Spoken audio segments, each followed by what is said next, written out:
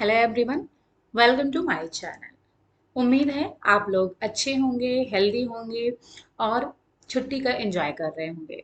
कुछ लोग तो तैयारी में लगे होंगे और कुछ लोग हॉलिडे एंजॉय कर रहे हैं, लेकिन जो लोग तैयारी में लगे हुए हैं तो उनके साथ साथ हमारी भी पूरी कोशिश है कि हम अपनी वीडियोस के थ्रू थोड़ी सी आप लोगों की हेल्प कर सकें तैयारी में। तो हम भी यहाँ पर कोशिश कर रहे हैं।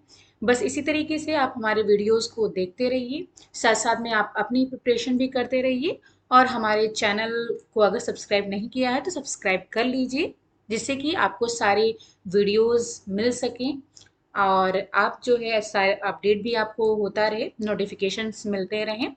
और साथ साथ में जो हम क्वेश्चन सॉल्व करा रहे हैं उसको ज़रूर आप लोग देख लीजिए, क्योंकि यहाँ पर हम कोशिश करते हैं कि क्वेश्चन को हम डिटेल में आपको एक्सप्लेन कर सकें, जो कि आपके अदर क्वेश्चन में भी आपको मदद करेंगे। तो चलिए फिर स्टार्ट करते हैं। तो यहाँ पर हम जो यूपीएचईएससी का पेपर सॉल्व करा रहे हैं, तो पार्ट 1 पार्ट 2 हम करा चुके हैं। 80 तक क्वेश्चन हम सॉल्व करा चुके हैं। अब यहाँ हम 81 से क्वेश्चन को सॉल्व कराने जा रहे हैं। चलिए फिर स्टार्ट करते हैं। तो 81 क्वेश्चन है, यूरी ब्रॉनफेनब्रेनर का सिद्धांत है।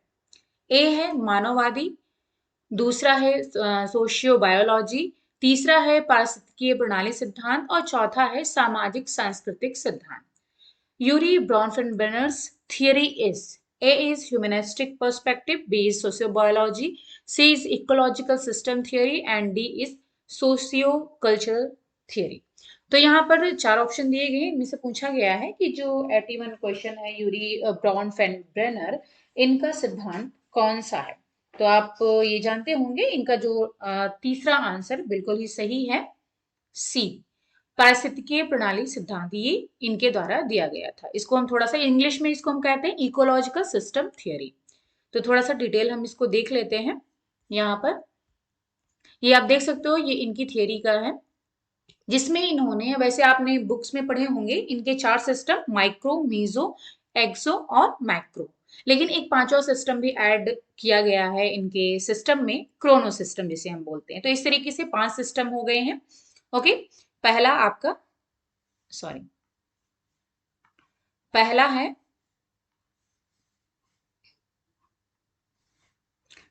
यहाँ पर माइक्रो, दूसरा है मीजो, तीसरा है एक्सो और चौथा है मैक्रो और पांचवा है क्रोनो सिस्टम। तो यहाँ पर आप देख सकते हो, माइक्रो सिस्टम का मतलब है जो बच्चे का, यहाँ पर एक चाइल्ड लिखा हुआ है, तो बच्चे का जो इमीडिएट इन्वॉल्वमेंट होता है, यानी कि जिस इन्वॉल्वमेंट का उस पर प्रत्यक्ष रूप से प्रभाव पड़ता है, वो माइक्रो सिस्टम कहलाता है। मीजो सिस्टम में, माइक्रो सिस्टम के अंतर्गत जो भी चीजें आती हैं, तो उनके बीच में जो आपस में कनेक्शंस होते हैं, संबंध होते हैं, उनको मेजो सिस्टम कहते हैं, जिनका प्रभाव बच्चे पर पड़ता है।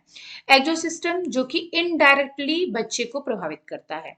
यहाँ पर इनडायरेक्ट इन्वॉल्वमेंट लिखा हुआ है, इसका मतलब है कि अप्रत्यक्ष रूप से जो बच्चे को प्रभावित करता है वो एक्सो सिस्टम में आता है। माइक्रो सिस्टम में सोशल एंड कल्चरल वैल्यूज आती हैं, ये भी बच्चे को प्रभावित करती हैं। और क्रोनो सिस्टम का मतलब है कि बच्चे की पूरी लाइफ में जो जो इन्वायरमेंटल चेंजेस हो रहे हैं, उससे जो बच्चे के ऊपर प्रभाव पड़ रहा है और बच्चे में जो चेंज आ रहा है, वो क्रोनो सिस्टम कहलाता है। ठीक है, यहाँ पर एक और पिक्चर है, उसके थ्रू भी हम आपको एग्जाम्पल्स दिखा देते हैं। अब यहाँ पर आप देख सकते हो, ये है, सॉरी, ठीक है, जैसे यहाँ पर चाइल्ड लिखा हुआ है। माइक्रो सिस्टम में कौन कौन सी चीजें आएंगी? स्कूल, नेबर्स हैं, रिलीजन, होम, फैमिली, इंस्टीट्यूशन और कम्युनिटी। तो ये सब क्या है? बच्चे को प्रत्यक्ष रूप से प्रभावित कर रहे हैं। ये सारी की सारी चीजें प्रत्यक्ष रूप से बच्चे को प्रभावित कर रही हैं। ठीक है, डायरेक्टली कैसी? जैसे अब बच्चा है तो वो फैमिली में रह रहा है, घर के अंदर फैमिली है, तो फैमिली में जो लोग हैं वो बच्चे को प्रभावित करेंगे। जो पड़ोसी है, नेबर्स का मतलब है जो जस्ट आसपास अगल बगल रह रहे हैं, वो पड़ोसी, वो भी डायरेक्ट रूप से, प्रत्यक्ष रूप से बच्चे को प्रभावित करेंगे। बच्चे स्कूल में जाएगा, वहां भी प्रत्यक्ष रूप से प्रभावित होगा। धर्म, धर्म का मतलब हो गया कि जैसे कि चर्च में जा रहा है या फिर मंदिर जा रहा है या फिर मजार पर जा रहे हैं, मतलब जिस भी धर्म का बच्चा है, तो जहां भी मंदिर मस्जिद जहां भी जाएगा तो वो भी उसको प्रभावित करेंगे। ठीक है, इंस्टीट्यूशन का मतलब है जैसे हेल्थ इंस्टीट्यूशन हो गए, जो स्वास्थ्य संस्था है, क्योंकि बच्चे को रेगुलर चेकअप होते हैं, बहुत सारी चीजें होती, कभी कोई प्रॉब्लम हुई तो इंस्टीट्यूशन भी जाते रहते हैं, तो वो भी प्रत्यक्ष रूप से बच्चे को प्रभावित करेगा। यानी कि जो उसका इमीडिएट इन्वॉल्वमेंट है, जिसमें वो प्रत्यक्ष रूप से उनके सामने आ रहा है और प्रत्यक्ष रूप से वो प्रभावित हो रहा है। मीजो सिस्टम में जैसा हमने बताया, इनके बीच में जो आपस में कनेक्शंस होते हैं, जैसे कि जो बच्चे के दोस्त होंगे, यहाँ पर पियर्स भी आ जाएंगे, यानी कि बच्चे के जो दोस्त हैं, ठीक है, जो उनका ग्रुप है, वो भी प्रभावित करता है, क्योंकि बच्चे उनके साथ में ज्यादा टाइम बिताते हैं अपना। तो अब जैसे पियर का मतलब हो गया, जैसे अब फैमिली में जो बच्चे के फ्रेंड्स हैं वो घर आ रहे हैं, ठीक है, तो बच्चों के जो दोस्त हैं उनका और फैमिली के लोगों से भी उनका कनेक्शन होगा, ठीक है। स्कूल के टीचर्स हैं वो भी आ रहे हैं फैमिली में बच्चे के, तो स्कूल का फैमिली का कनेक्शन हो जाएगा। इस तरीके से इनका आपस में जो कनेक्शन होता है वो मेजो सिस्टम कहलाता है।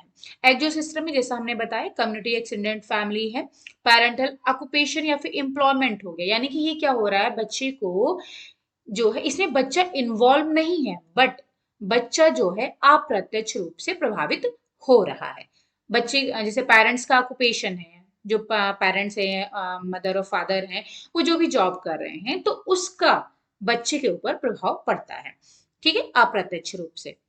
मैक्रो सिस्टम में जैसा कल्चर, सब कल्चर, जो समाज में जो धर्म है, वहाँ के जो उनकी संस्कृति है, जो पॉलिटिक्स चल रही है, जो इतिहास है उसकी, जो उसके वैल्यूज हैं, रूल रेगुलेशन, ट्रेडिशंस हैं, तो वो सब भी बच्चे को प्रभावित करते हैं, तो वो मैक्रो सिस्टम कहलाता है। और क्रोनो सिस्टम का मतलब है सोशियो हिस्टोरिकल कंटेक्स्ट है, यानी कि जो सामाजिक ऐतिहासिक चीजें हैं, तो वो भी क्या है कि बच्चा जैसे जैसे उसकी लाइफ बढ़ती है, तो पूरी लाइफ में जो जो चेंजेस आते हैं, यानी कि जिस इन्वायरमेंट में वो रह रहा है, जिस समाज में वो रह रहा है, तो वो जो चेंजेस आ रहे हैं इन्वायरमेंट में, उससे जो बच्चे की लाइफ प्रभावित हो रही है, उसका जो बच्चे की लाइफ पर प्रभाव पड़ रहा है, वो क्रोनो सिस्टम कहलाता है। तो ये जो है आपका, जो यूरी के द्वारा बताया गया है, ओके। इसी वजह से इसको इकोलॉजिकल सिस्टम थ्योरी कहते हैं।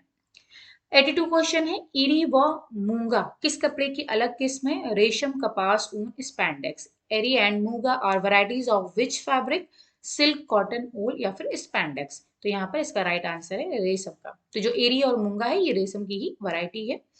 फिर है गुड एवं हेड का कहना है कि एक अवधारणा जिसको हम परखते हैं कि वह सही है या गलत है, वो क्या है? वैज्ञानिक थियरी है, परिकल्पना है, उद्देश्य है या फिर प्रश्नावली है। Goode and Hatt have defined it as a preposition which can be put to test to determine validity.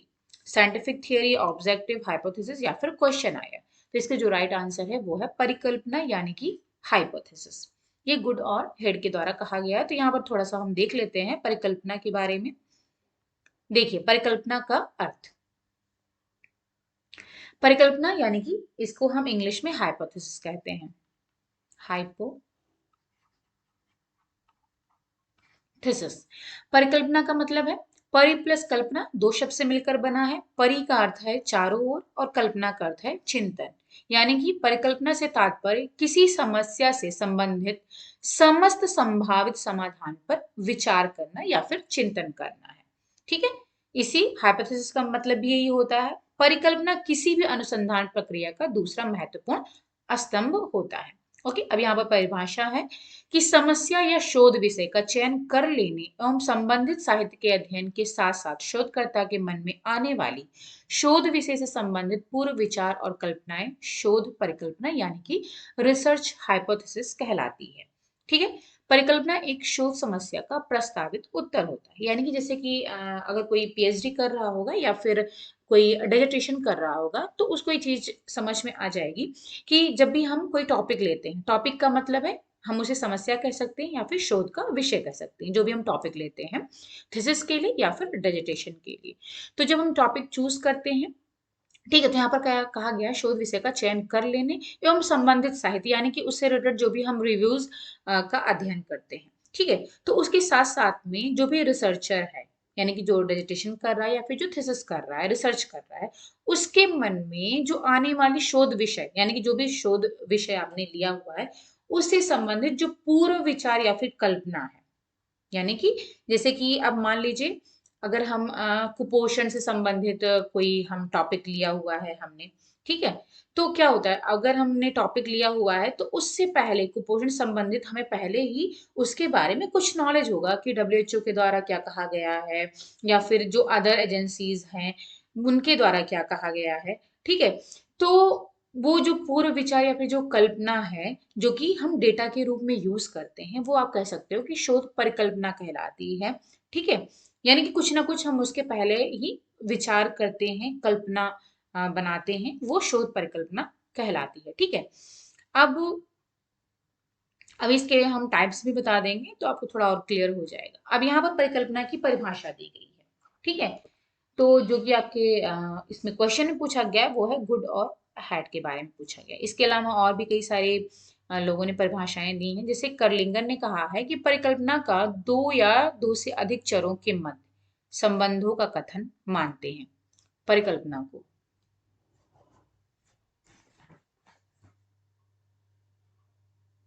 Okay, फिर मोले, जॉर्जी मोले, इन्होंने कहा है कि परिकल्पना एक धारणा अथवा तर्क वाक्य है जिसकी स्थिरता की परीक्षा उसकी अनुरूपता, उपयोग, अनुभवजन्य प्रमाण तथा पूर्व ज्ञान के आधार पर करना है। गुड और हैट, इन्होंने तो आपके क्वेश्चन में ही पूछा गया है। परिकल्पना इस बात का वर्णन करती है कि हम क्या देखना चाहते हैं। परिकल्पना भविष्य की ओर देखती है। यह एक तर्कपूर्ण कथन है जिसकी वैधता की परीक्षा की जा सकती है, और ये सही भी सिद्ध हो सकती है और गलत भी, यानी कि जो भी हमने हाइपोथेसिस तैयार की है, बनाई है, वो सही भी हो सकती है और गलत भी हो सकती है। लुनबर्ग ने बोला है, परिकल्पना एक प्रयोग संबंधी सामान्यीकरण है जिसकी वैधता की जांच होती है। अपने मूल रूप में परिकल्पना एक अनुमान अथवा काल्पनिक विचार हो सकता है जो आगे के अनुसंधान के लिए आधार बनता है, ठीक है। आपने देखा होगा जब भी हम रिसर्च टॉपिक लेते हैं, रिसर्च करते हैं, तो सबसे पहले हम क्या करते हैं, हाइपोथेसिस तैयार करते हैं, उसके बाद में आगे का हम काम करते हैं। मैकगुइन, इन्होंने कहा है कि परिकल्पना दो या अधिक चरों के कार्यक्षम संबंधों का परीक्षण योग्य कथन है, ठीक है। तो यहाँ पर ये कुछ परिभाषाएं थी। अब इनके आधार पर कहा जा सकता है कि परिकल्पना यानी कि हाइपोथेसिस किसी भी समस्या के लिए सुझाया गया वो उत्तर है जिसकी तर्कपूर्ण वैधता की जांच की जा सकती है, और ये दो या दो से अधिक चरों के बीच किसी प्रकार का संबंध है ये इंगित करता है, तथा ये अनुसंधान के विकास का उद्देश्यपूर्ण आधार होता है। यानी कि जो भी हमने, जैसे कि कुपोषण का जो बच्चे की माँ है या फिर बच्चे की फैमिली है, उसका जो आर्थिक स्तर है उसका कुपोषण पर क्या प्रभाव पड़ रहा है, या फिर कोई और चीजें हैं, ठीक है, या माँ की एज का, या फिर माँ के जो है ऑक्यूपेशन का, ठीक है, बच्चे के स्वास्थ्य पर क्या प्रभाव पड़ रहा है। तो दो या जो दो से अधिक चर हम ले रहे हैं उनके बीच में किस प्रकार का संबंध है, ठीक है, वो पॉजिटिव है या फिर निगेटिव है, तो ये जो है हाइपोथेसिस के द्वारा इंगित किया जाता है, बताया जाता है, ठीक है। परिकल्पना की प्रकृति यहाँ पर आप देख सकते हो, कभी कभी ये क्वेश्चन पूछ लेता है। किसी भी परिकल्पना की प्रकृति रूप में हो सकती है या परीक्षण के योग्य होनी चाहिए। इसे शोध को सामान्य से विशिष्ट या विस्तृत से सीमित की ओर केंद्रित करना चाहिए। इससे शोध प्रश्नों का स्पष्ट उत्तर मिलना चाहिए। यह सत्यभाषी एवं तर्कयुक्त होना चाहिए, और यह प्रकृति के ज्ञात नियमों के प्रतिकूल नहीं होना चाहिए। ये इसकी प्रकृति है। अब यहाँ पर जो हम मुख्य रूप से दो हाइपोथेसिस पढ़ते हैं, नल हाइपोथेसिस जिसे कि शून्य परिकल्पना कहते हैं, और दूसरा है अल्टरनेटिव हाइपोथेसिस जिसे कि वैकल्पिक परिकल्पना कहते हैं। अब नल हाइपोथेसिस क्या होती है, शून्य परिकल्पना या कार्यकारी परिकल्पना के विपरीत बनाई जाती है, यानी कार्यकारी, ठीक है, ओके। दो चरों के, और ये जो नल हाइपोथेसिस अल्टरनेटिव हाइपोथेसिस, दूसरी दोनों ही एक दूसरे के अपोजिट होते हैं। दो चरों के बीच शून्य अंतर या शून्य संबंध शून्य परिकल्पना कहलाती है। यानी कि शून्य अंतर या फिर शून्य संबंध का मतलब है कि दो चर हैं, उसके बीच में कोई अंतर नहीं है या फिर कोई संबंध नहीं है, यानी कि जहां पर नहीं शब्द आ जाए तो इसका मतलब है वहां पर नल हाइपोथेसिस है, ठीक है। इसी वजह से इसको शून्य अंतर या फिर शून्य संबंध कह रहे हैं, इसी वजह से इसका नाम शून्य परिकल्पना भी पड़ा है।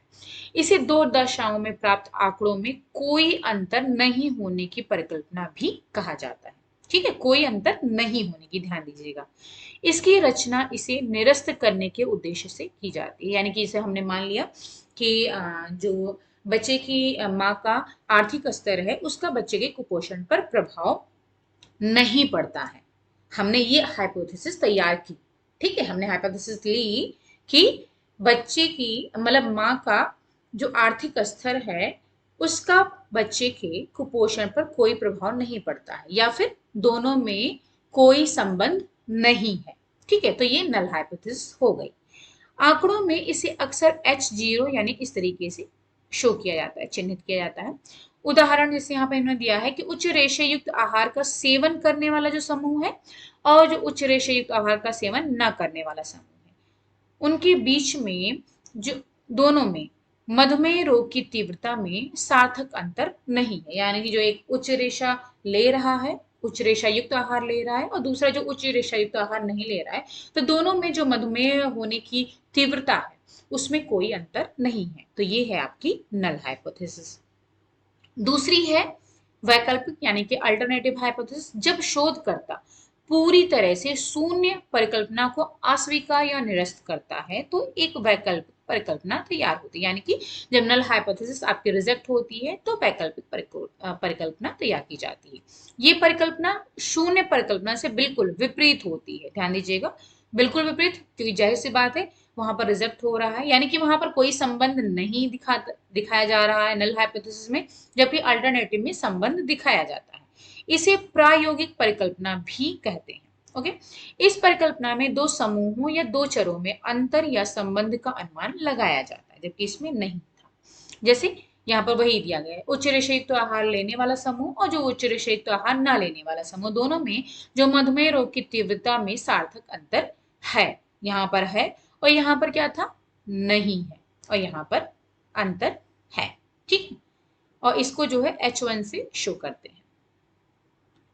ओके, तो ये हो गई हमारी हाइपोथेसिस। ठीक है, दो टाइप्स मेनली यूज करते हैं, नल हाइपोथेसिस और अल्टरनेटिव हाइपोथेसिस। चलिए अब आते हैं 84 क्वेश्चन पर। हल्के रंग की यहाँ पर कथन है, यानी कि असर्शन है और रीजन दिया गया है।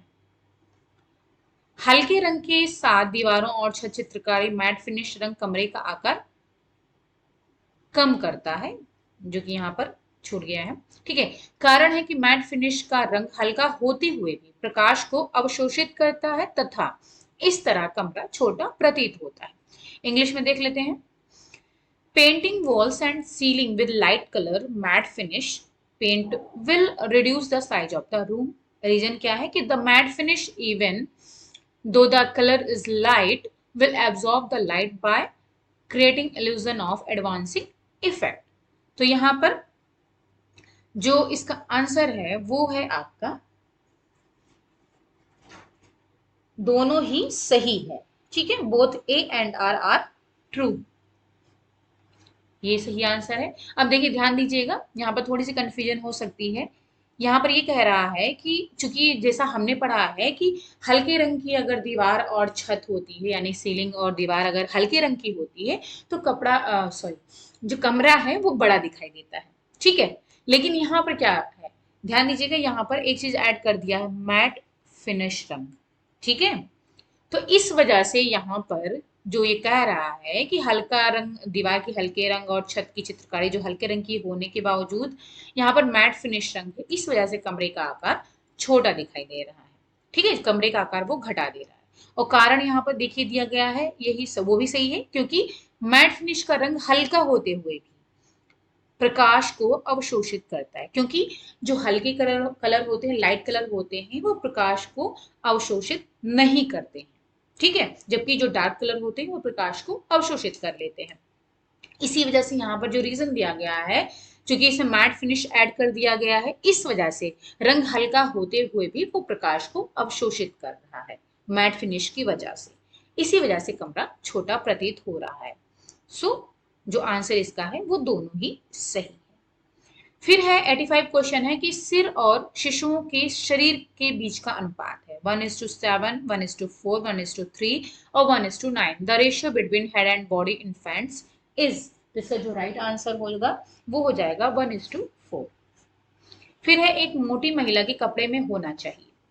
ए है कि बड़े प्रिंट और गोलाकार डिजाइन, बी है बड़ी पट्टी और बड़े चेक, सी है छोटे प्रिंट और अनुप्रस्थ लाइन, और डी है क्षैतिज और टूटी लाइन।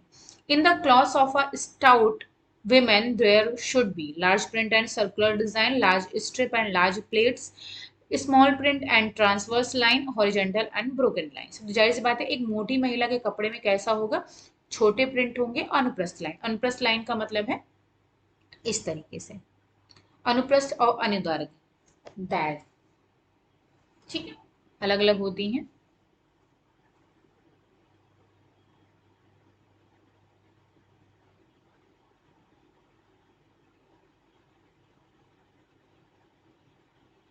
ओके, सॉरी, यहाँ पर इन्होंने अनुप्रस्थ अनुदैर्घ्य मीन्स जो होता है, ये जो हमने लाइन बताई है ये अनुदैर्घ्य होती है, ठीक है। और अनुप्रस्थ आई थिंक ये ट्रांसवर्स लाइन इस तरीके से होगी, ठीक है। तो यहाँ पर चूंकि इन्होंने छोटे प्रिंट यहाँ पर दिए गए हैं, तो इस वजह से जो है ये आपका जो मोटी महिला है, तो अगर वो बड़े प्रिंट का यूज करेगी, बड़ा प्रिंट, तो यहाँ पर बिल्कुल ही नहीं होगा, ठीक है। बड़े प्रिंट से वो और मोटी दिखाई पड़ेगी। बड़ी पट्टियां होंगी, बड़े चेक होंगे, तो तब उससे भी महिला मोटी दिखाई पड़ेगी। छोटे प्रिंट होंगे तो उससे महिला जो है मोटी कम दिखाई पड़ेगी, ठीक है। और क्षैतिज और टूटी लाइन, हॉरिजेंटल का भी मतलब यही है, ठीक है। इस तरीके से टूटी लाइन की यानी जो ब्रेकेज होता है, ओके, तो इससे भी जो महिला है वो मोटी दिखाई पड़ेगी। तो इस वजह से यहाँ पर छोटे प्रिंट की वजह से ये आंसर बिल्कुल ही सही होगा, क्योंकि जो मोटी महिला है अगर वो लॉन्गिट्यूडनल यानी कि अनुदैर्घ्य लाइन के कपड़े पहनती है, तब भी वो जो है पतली दिखाई पड़ती है, ओके। तो अगर यहाँ पर लॉन्गिट्यूडनल इस तरीके की लाइन के कपड़े अगर आते हैं आंसर में, तो वो भी आपका सही होगा। छोटे प्रिंट ये भी सही होगा। भारत का उद्धार उसकी झोपड़ियों में निहित है, ये किसने कहा था? सरदार पटेल, जवाहरलाल नेहरू, महात्मा गांधी या फिर Vivekananda. salvation of India lies in its cottages, this statement was made by, किसके द्वारा कहा गया है? तो इसका जो राइट आंसर होगा वो हो जाएगा आपका महात्मा गांधी जी ने ये कहा है। 88 क्वेश्चन है, गृह प्रबंधन है कार्य को पूर्ण करना, स्रोतों को इस प्रकार उपयोग करना कि लक्ष्य की प्राप्ति हो। घर का रख रखाव स्फूर्ति से करना। Home management is getting the work done, managing resource to attain the goals, house supervision, achieving efficiency in house keeping. तो ये आपने बिल्कुल ही सही किया होगा, उम्मीद है मुझे। स्रोतों को इस प्रकार उपयोग करना ही लक्ष्य की प्राप्ति होती है। गृह प्रबंधन का मतलब यही होता है। किसी बिजली के उपकरण में थर्मोस्टेट का क्या कार्य है? आंच को मनचाहे तापमान पर बनाए रखना, आंच को दूसरे स्थान पर स्थानांतरित करना, थर्मल कंडक्शन, या फिर आंच का बहाव रखना। The function of a thermostat in electric heating appliance is heat regulation, heat transfer, thermal conduction या फिर हीट सर्कुलेशन। तो इसका जो राइट आंसर है वो है आंच को मनचाहे तापमान पर बनाए रखना, यानी कि हीट रेगुलेशन। तो आपने ध्यान दिया होगा, आप इस समय गर्मी इतनी पड़ ही रही है, तो आप जहां तक जैसे आप जब बाहर जाते हो तो आप ऐसे बॉटल का यूज करते हो जिसमें कि आप ठंडा पानी रख सको और वो काफी देर तक ठंडा बना रहे, ठीक। तो इसलिए आप ऐसे बॉटल का यूज करते हो, जैसे कि मिल्टन के बॉटल होते हैं, तो उसमें क्या लिखा होता है? थर्मोस्टेट, ठीक है।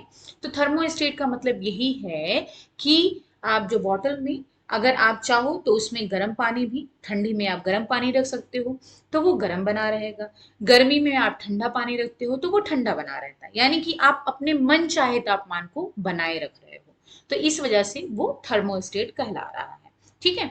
तो जो बिजली के उपकरण में थर्मोस्टेट का काम भी वही है, ठीक। चलिए अब आते हैं 90 क्वेश्चन पर। निम्न में से कौन सा सूक्ष्म जीवों खाद्य जनित जहर का कारण है? Which of the following microorganisms cause foodborne intoxication? Staphylococcus, E coli, Clostridium botulinum या फिर लिस्टेरियम। मोनोसाइटोजेंस। तो यहाँ पर जो राइट आंसर होगा वो हो जाएगा आपका बी, यानी कि ए और सी दोनों होगा। स्टेफिलोकोकस ये भी होगा, ठीक है, जो कि खाद्य पदार्थों को टॉक्स मतलब जहर उसमें फैला देता है, इसे फूडबॉर्न इंटॉक्सिकेशन कह सकते हैं, फूडबॉर्न माइक्रोऑर्गेनिज्म बोल सकते हो। और सी है क्लोस्ट्रिडियम बॉटुलिज्म, और इससे जो है बॉटुलिज्म जैसी बीमारी भी हो जाती है। फिर है 91 क्वेश्चन है, बैंडुरा की सोशल वो कॉग्निटिव थ्योरी के अनुसार संज्ञानात्मक सोच और समस्या को सुलझाना, सीखना, संज्ञानात्मक प्रतिक्रिया व सामाजिक भूमिकाएं, या फिर संज्ञानात्मक समस्या, क्षमताओं व समस्या सुलझाना, विशिष्ट प्रतिक्रियाओं को सीखना।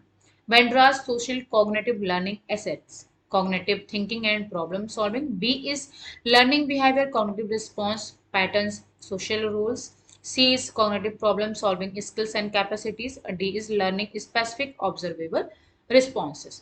तो यहाँ पर जो राइट आंसर है वो है आपका विशिष्ट प्रतिक्रियाओं को सीखना, यानी कि लर्निंग स्पेसिफिक ऑब्जर्वेबल रिस्पॉन्सेस। तो यहाँ पर आपको मैं थोड़ा सा एक्सप्लेन कर देती हूँ। तो चूंकि यहाँ पर मुझे हिंदी में इंग्लिश में मैटर अच्छा मिल पाया था, तो इस वजह से जो मैटर मुझे हिंदी में मिलते हैं मैं उसको आपको हिंदी में समझा देती हूँ, जो इंग्लिश में अच्छे मिल जाते हैं मैं उसको कोशिश करती हूँ आपको इंग्लिश में समझा दूँ। तो देखिए, सोशल लर्निंग थियरी जो कि बैंड्रा के द्वारा दी गई, एल्बर्ट बैंड्रा इनका पूरा नाम है, 1977 में ये जो बिहेवियरिस्ट लर्निंग थियरीज दी गई थी, जिसे हम classical conditioning theory, operant conditioning theory बोलते हैं। क्लासिकल कंडीशनिंग ये दी गई थी पैवलॉव के द्वारा,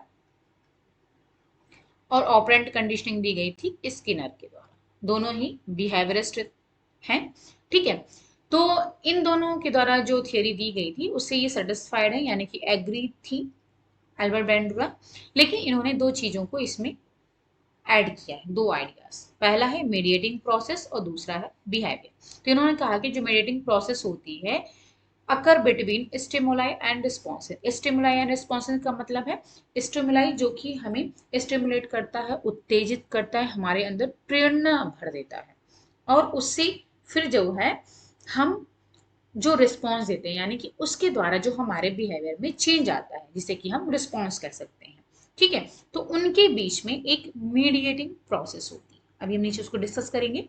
और दूसरा इन्होंने ऐड किया बिहेवियर, जो कि is learn from environment through the process of observational learning, यानी कि इन्होंने कहा कि बिहेवियर जो कि इन्वायरमेंट से हम सीखते हैं, और किसके थ्रू सीखते हैं, ऑब्जर्व करके। यानी कि जो भी हम अपने इन्वायरमेंट में अपने आसपास जो व्यवहार देख रहे हैं, लोगों के द्वारा जो व्यवहार किया जा रहा है, उसको हम ऑब्जर्व करते हैं और उससे हम सीखते हैं, ठीक है। यहां पर आप देख सकते हो, थोड़ा छोटा कर दूं मैं, आपको थोड़ा सा क्लियर हो जाएगा, ठीक है। अब यहाँ पे देखिए, बिहेवियरिस्ट मॉडल है ये, और ये है कॉग्निटिव मॉडल, ठीक है। तो बिहेवियरिस्ट मॉडल में इन्होंने कहा है कि only study observable oblique external behaviour, यानी बिहेवियरिस्ट मॉडल जो होता है वो सिर्फ क्या करते हैं, ऑब्जर्व करते हैं, किसको, जो एक्सटर्नल बिहेवियर्स हैं, या उनको सिर्फ ये ऑब्जर्व करते हैं, उनको स्टडी करते हैं, जो ऑब्जर्व करने वाले बिहेवियर हैं बस उन्हीं पर स्टडी होती है बिहेवियरिस्ट मॉडल में। इन्होंने कहा जैसे स्टिमुलस है जो कि इन्वायरमेंट में मौजूद है। स्टिमुलस का मतलब आप समझ लीजिए कोई भी ऐसी चीज जो कि हमें प्रेरणा दे रही है, हमें उत्तेजित कर रही है।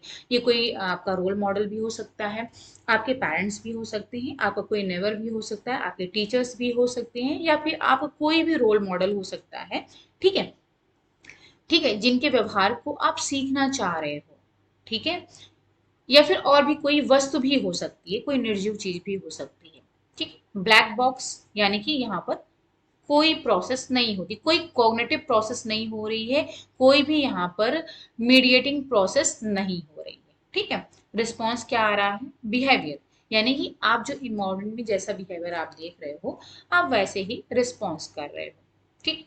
बस यहाँ पर आपने जो ऑब्जर्व किया वही आप रिस्पॉन्ड कर रहे हो।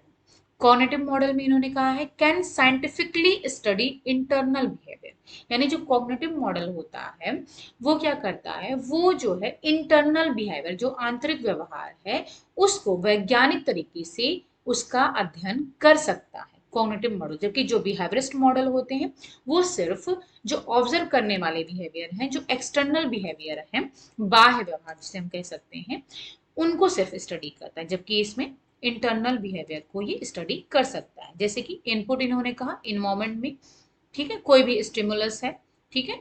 अब उसमें उसके प्रति जो हम आउटपुट देंगे, या फिर आप ये कह सकते हो जो भी हमारे बिहेवियर में चेंज आएगा, मान लीजिए हमारे जो पेरेंट्स हैं वो उनके हम उनके व्यवहार को हम देखते हैं, उससे हम प्रभावित होते हैं और हम उन्हीं के जैसा व्यवहार करना चाहते हैं, क्योंकि वो हम उनको अपना मॉडल मान रहे हैं। ठीक है, उनसे हम प्रभावित हो रहे हैं, जिनसे आप प्रभावित होते हो आप उन्हीं के जैसे व्यवहार करना चाहते हो, उन्हीं के जैसे बनना चाहते हो। तो मान लीजिए हम पेरेंट्स से प्रभावित हो रहे हैं जो कि हमारे इन मोमेंट में इमीडिएट इन मोमेंट में मौजूद है, तो उनके जैसा हम व्यवहार करते हैं। लेकिन इसके बीच में एक मीडिएशन प्रोसेस होती है जिसे हम मेंटल इवेंट कह सकते हैं। यानी कि जैसे अब पेरेंट्स जो हैं, तो उनके प्रति जो आप उनको देख करके जो आपके व्यवहार में परिवर्तन आ रहा है, तो क्या है, आप उनके व्यवहार को देख रहे हो, आपके दिमाग में ये प्रोसेस चल रही है। ठीक है, आप उनको बिल्कुल ही मतलब देख रहे हो और दिमाग में आपके प्रोसेस चल रही है, किस तरीके से व्यवहार कर रहे हैं, कौन सा उनके पॉजिटिव पॉइंट्स कौन से हैं, उनके नेगेटिव पॉइंट्स क्या हैं, आप सब कुछ देख रहे हो। यानी कि आप, चूंकि ऐसा तो है नहीं कि जो भी आपके अंदर चेंज आ रहा है, आपके व्यवहार में जो चेंज आ रहा है वो ऑटोमेटिकली हो जा रहा है। तो जो इनका बैंड्रा का जो अल्बर्ट बैंड्रा जी का कहना था, उनका ये कहना था कि कोई भी जो हमारे व्यवहार में जो चेंज आता है, परिवर्तन आता है, वो अचानक से नहीं आता है या फिर ऑटोमेटिकली नहीं आता है, बल्कि हमारे दिमाग में, हमारे मेंटल दिमाग में कुछ मेंटल प्रोसेस होती हैं जो कि हमारे व्यवहार में चेंज लाते हैं। ठीक है, यानी कि जिसके जैसा भी हम बनना चाहते हैं, जो भी हमारा रोल मॉडल होता है, उसके जैसा हम व्यवहार करना चाहते हैं, उसके जैसा हम बनना चाहते हैं, तो उसके प्रति हमारे दिमाग में पहले से ही कई सारी चीजें होती हैं, उसके प्रति हम सोचते हैं, विचार करते हैं, तब फिर हम अपने व्यवहार में चेंज लाते हैं। यानी कि कोई ना कोई मीडिएशन प्रोसेस होती है। ये जो है बैंड्रा जी का कहना था। ठीक है, ओके। अब इसके अलावा इन्होंने जो प्रोसेस बताए हैं लर्निंग थ्रू ऑब्जर्वेशन, ये बैंड्रा जी का ही है, इन्होंने ही बताया हुआ है। ये भी क्वेश्चन बहुत पूछा जाता है, एग्जाम में आता है। ठीक है, प्रोसेस ऑफ ऑब्जर्वेशनल लर्निंग। अब यहाँ पर एग्जाम्पल दिया गया है ड्राइविंग अ कार। अब देखिए इनमें 4 स्टेप्स हैं, ध्यान दीजिएगा। पहला स्टेप है अटेंशन प्रोसेस, दूसरा स्टेप है रिटेंशन, तीसरा है मोटर प्रोडक्शन प्रोसेस, या फिर आप इसको रिप्रोडक्शन भी कह सकते हो, रिप्रोडक्शन। ठीक है, अटेंशन, रिटेंशन, रिप्रोडक्शन, और चौथा है मोटिवेशनल प्रोसेस यानी कि मोटिवेशन। तो 4 स्टेप्स हैं इनके, ऑब्जर्वेशनल लर्निंग के 4 प्रोसेस होती हैं। तो यहाँ कार ड्राइविंग का एग्जांपल दिया है, जैसे कि सबसे पहले क्या करते हो, अगर आपको कार ड्राइविंग सीखनी है तो आप क्या करोगे, अटेंशन, उस पर ध्यान, पूरा अपना पूरा ध्यान लगा दोगे। ठीक है, अटेंटिवली आप उस पर ध्यान दोगे, यानी कि पहले आपने अटेंशन दिया, अपना ध्यान उस पर दिया पूरा। उसके बाद में रिटेंशन प्रोसेस होती है, यानी कि आप उसमें remember the right buttons pedals, यानी कि अब आप क्या करोगे, आपने ध्यान दिया कि क्लच कैसे यूज होता है, एक्सीलेटर कैसे यूज होता है, ब्रेक कैसे यूज होता है, और जो आपका पेडल्स हैं वो कैसे यूज होते हैं, स्टीयरिंग कैसे यूज होती है। ठीक है, अब उसको क्या किया आपने अपने दिमाग में रिटर्न, मतलब रिटेंशन प्रोसेस का मतलब है कि याद करना। ठीक है, अपने मेमोरी में बैठा लेना। ठीक, तो आपने उसको याद कर लिया, कौन एक्सीलेटर से क्या होता है, ब्रेक से क्या होता है, और क्लच से क्या होता है, ये आपने याद कर लिया। ठीक है, अब उसके बाद में आप क्या करोगे, आप उसकी प्रैक्टिस करोगे, practice driving on your own, यानी कि अब आप मोटर प्रोडक्शन प्रोसेस, रिप्रोडक्शन का मतलब है अब आप उसको अपने प्रैक्टिस में लेकर के आ रहे हो, अब आप सीख रहे हो, प्रैक्टिस कर रहे हो। उसके बाद में चौथा प्रोसेस क्या है, मोटिवेशनल प्रोसेस, यानी कि arrive school in the time, यानी कि अब चूंकि आपने बहुत प्रैक्टिस की ड्राइव करने की, उसके बाद में जब आप प्रॉपर सही तरीके से पूरे बिल्कुल सेफली आप अपने स्कूल या फिर कॉलेज पहुंच गए, या फिर कोई भी कहीं भी आप प्रॉपर तरीके से आप पहुंच गए एकदम सेफली, तो इसका मतलब है कि ये जो है आपकी मोटिवेशनल प्रोसेस हुई, यानी कि अब आप उससे प्रेरणा मिली, प्रेरणा मिली ये कि आप मोटिवेट हो गए, यानी कि आप जो है अब गाड़ी चला सकते हो, आपने गाड़ी सीख ली, यानी ड्राइविंग सीख ली। तो ये 4 प्रोसेस होती हैं, अटेंशन, रिटेंशन, रिप्रोडक्शन और मोटिवेशन। ये 4 स्टेप बाय स्टेप होती हैं, ध्यान दीजिएगा, ये क्वेश्चन कई बार पूछा जा चुका है एग्जाम में। तो ये प्रोसेस मैंने यहाँ पर एग्जाम्पल लिया हुआ है जिससे कि आपको आसानी से समझ में आ जाए ड्राइविंग का। ओके, चलिए अब आते हैं नेक्स्ट क्वेश्चन पर। तो 92 क्वेश्चन है, साइको सोशल थियरी के निर्माता कौन थे? The theory of psychosocial development was propounded by Erik Erikson, Jean पियाजे, फ्रॉयड या फिर इनमें से कोई नहीं। तो ये कई बार हम आप डिस्कस कर चुके हैं। ये आंसर है एरिक एरिक्सन। इन्होंने साइको सोशल थियरी दी थी, मनोसामाजिक विकास भी इसको बोलते हैं। ठीक है, मनोसामाजिक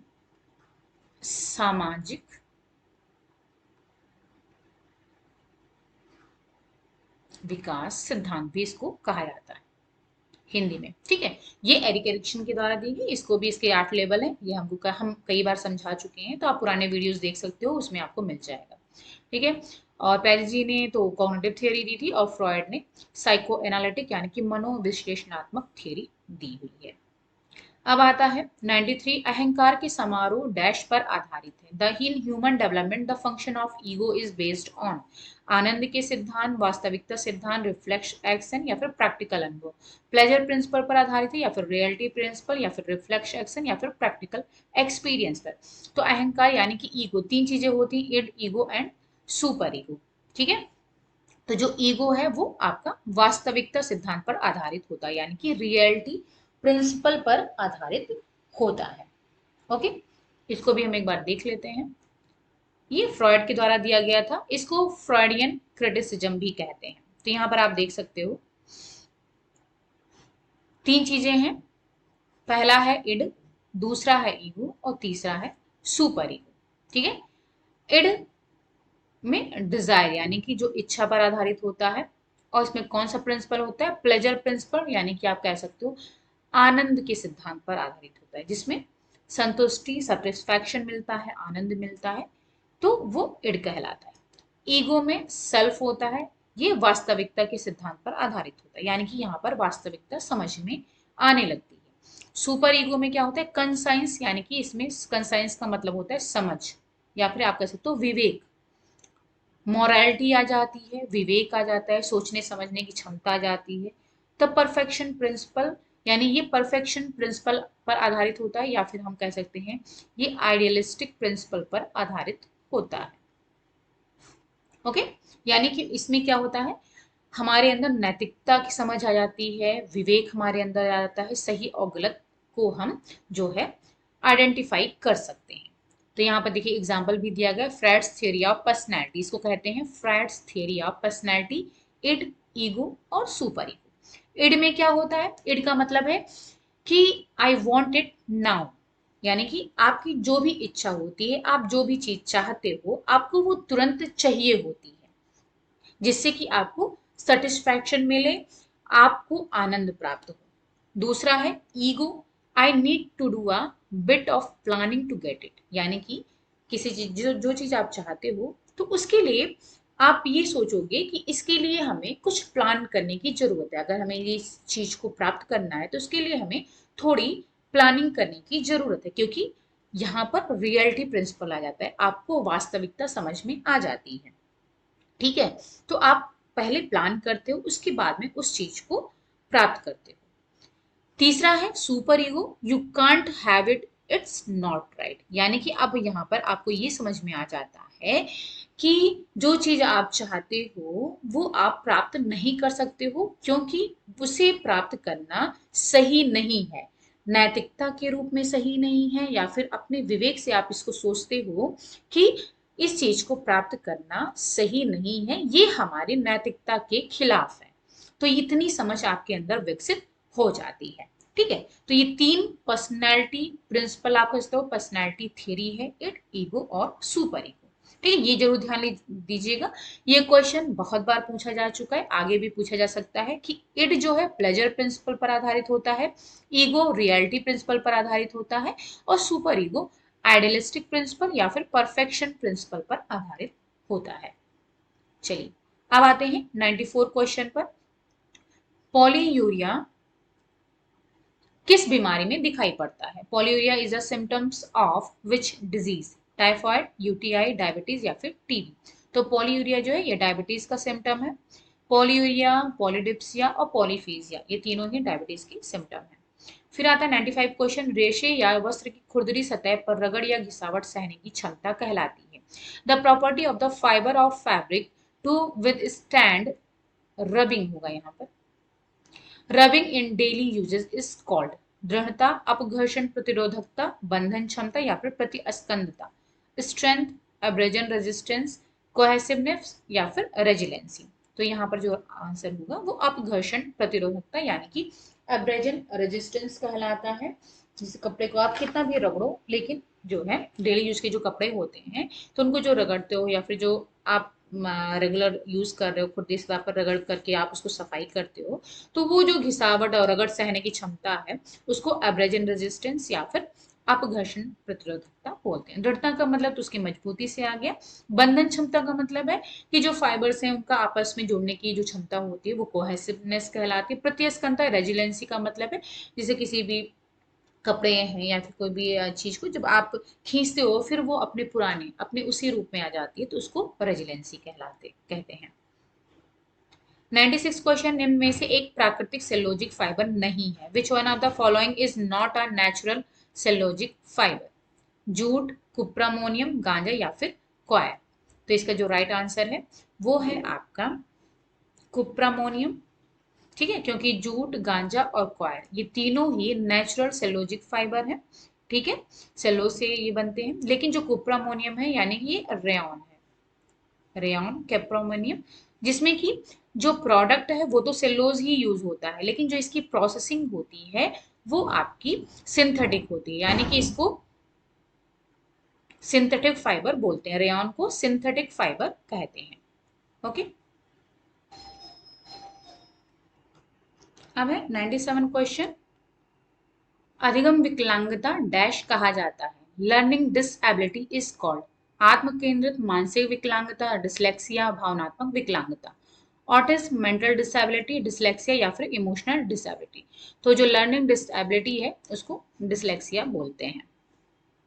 फिर है 98 क्वेश्चन। रसोई गैस स्टोव ईंधन के रूप में डैश उपयोग करता है? Cooking gas stove uses dash as fuel, LPG, diesel, petrol या फिर लकड़ी? तो आप सभी जानते हो एलपीजी होता है। इसका फुल फॉर्म होता है लिक्विफाइड पेट्रोलियम गैस। फिर है 99 क्वेश्चन। लड़ने या उड़ान के हार्मोन है? हार्मोन्स ऑफ फाइट और फ्लाइट आर एड्रेनलिन और non adrenaline, thyroid hormone, prolactin या फिर ग्रोथ हार्मोन? तो जो फाइट और फ्लाइट हार्मोन है उसको बोलते हैं एड्रेनालिन एंड नॉर एड्रेनालिन, और इसको जो है एपिनेफ्रिन या फिर नॉर एपिनेफ्रिन भी कहते हैं। यहाँ पर एक आप थोड़ा सा देख सकते हो।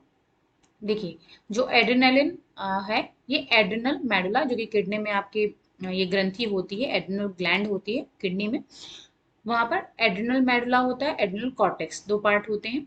तो एड्रेनल मेडुला से आपका एड्रेनालिन और नॉर एड्रेनालिन या फिर एपिनेफ्रिन या फिर नॉर एपिनेफ्रिन भी कहते हैं इसको, ये सिक्रेट होते हैं। और इनको जो है फाइट और फ्लाइट हार्मोन, स्पेशली जो एड्रेनालिन है उसको फाइट और फ्लाइट हार्मोन कहते हैं। और जो एक्यूट स्ट्रेस होता है तो ये एक्यूट स्ट्रेस रिस्पॉन्स में एड्रेनलिन हार्मोन निकलते हैं। ठीक है, और ये शॉर्ट टर्म कैपेसिटी यानी थोड़े समय की क्षमता होती है इनकी, और ये कार्डियोवैस्कुलर सिस्टम को प्रभावित करते हैं और ये mobilises the body for action. ठीक, बॉडी हमारा एक्शन करता है स्ट्रेस पर। और एड्रेनल कॉर्टेक्स से कॉर्टिसोल निकलता है। कॉर्टिसोल ये भी एक स्ट्रेस हार्मोन है। ये जब क्रॉनिक स्ट्रेस यानी लंबे समय से अगर हम स्ट्रेस से जूझ रहे होते हैं तो उस टाइम पर ये कॉर्टिसोल हार्मोन निकलता है। और ये लॉन्ग टर्म कैपेसिटी होती है यानी कि लंबे समय की क्षमता होती है इसकी, और ये हमारे इम्यून सिस्टम को प्रभावित करता है। क्योंकि ये लंबे समय से अगर हम स्ट्रेस में रह रहे हैं तब ये निकलता है, तो इस वजह से ये हमारे इम्यून सिस्टम को प्रभावित करता है। ये थोड़े समय के लिए होता है, ये हमारे कार्डियोवैस्कुलर सिस्टम को प्रभावित करता है। और इसमें keep the body in a state of alert, यानी कि इसमें तो हमारी बॉडी एक्शन कर रही है, लेकिन इसमें क्या होता है कि हमारा जो बॉडी है वो स्टेट ऑफ अलर्ट यानी कि खतरनाक सिचुएशन हो सकती है। फिर है लास्ट क्वेश्चन है, इलेक्ट्रोमायोग्राफी मापता है? Electromyography is a method used for measuring मांसपेशियों की थकान, हड्डियों के बीच का इलेक्ट्रिक फिनोमिना, मांसपेशियों के बीच का इलेक्ट्रिक फिनोमिना या फिर टिश्यू की एफिशिएंसी। वो इंग्लिश में भी दिया है। तो इलेक्ट्रोमायोग्राफी जो है इसका ये मापता है, सी आंसर इसका सही है, मांसपेशियों के बीच का इलेक्ट्रिक फिनोमिना, यानी कि electric phenomena occurring in the muscle, इसको इलेक्ट्रोमायोग्राफी के द्वारा मापा जाता है। ओके, चलिए फिर यहीं पर हमारा जो यूपीएचएससी का पेपर है पूरा हम सॉल्व करा चुके हैं। 100 क्वेश्चन थे, ये टोटल सारे क्वेश्चन हम सॉल्व कर चुके हैं और उम्मीद है आपको पसंद आया होगा, समझ में आया होगा। और अगर पसंद आया है जो भी हमने आपको समझाने की कोशिश की है, समझ में आया हो, देन आप लाइक ज़रूर करिएगा और अगर नए हैं तो सब्सक्राइब ज़रूर करिएगा। ओके, मिलते हैं नेक्स्ट वीडियो में। Thank you so much, bye bye and take care.